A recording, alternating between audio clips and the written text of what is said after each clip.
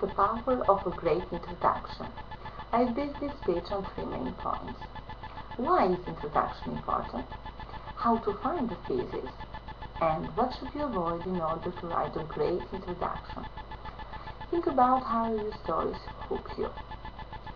My father's family name being Philip, and my Christian name being Philip, my infant tongue could make of both names nothing longer or more explicit than Pip. So I called myself Pip, and came to be called Pip. An introduction should have imagery, intrigue, emotion, because it should make us read more. And if you have an assignment to write literary analysis, your introduction will be just as important. Here will be 4 elements in your essay: your introduction, thesis statement, analysis, and conclusion. If you begin writing a literary analysis with the introduction, you may be discouraged. Here's a tip for writing a great introduction. Write it last, and write your thesis first. Figure out what you want to analyze before you actually analyze it. Your thesis is the foundation for the rest of your essay, including your introduction.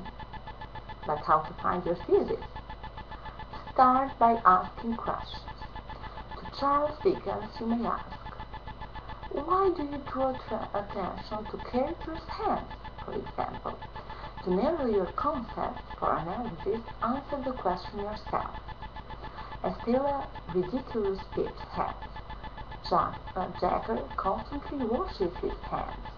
Pip burns his hands. Mr. Joe brings Pip up by hand.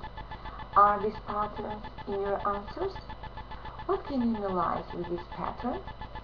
Hands symbolize social class inequalities, and through Dickens' criticism, he exposes the dire need for reform in the Victorian London. After you write your analysis, return to your introduction.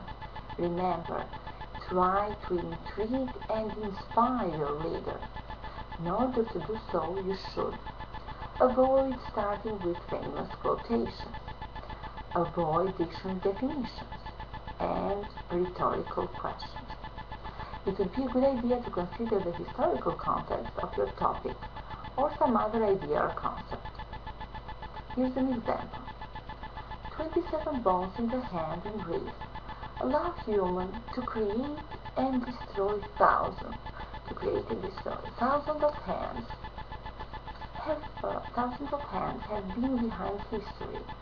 Hands represent a powerful symbol that we can see in the Charles Dickens' Great Expectation. Take time crafting and revising your thesis and introduction. Remember, if you are bored while writing, your reader will be bored while reading. By the way, did you notice the introduction in this lesson? It didn't start here. Here's how to write a great introduction. Would that have hooked you?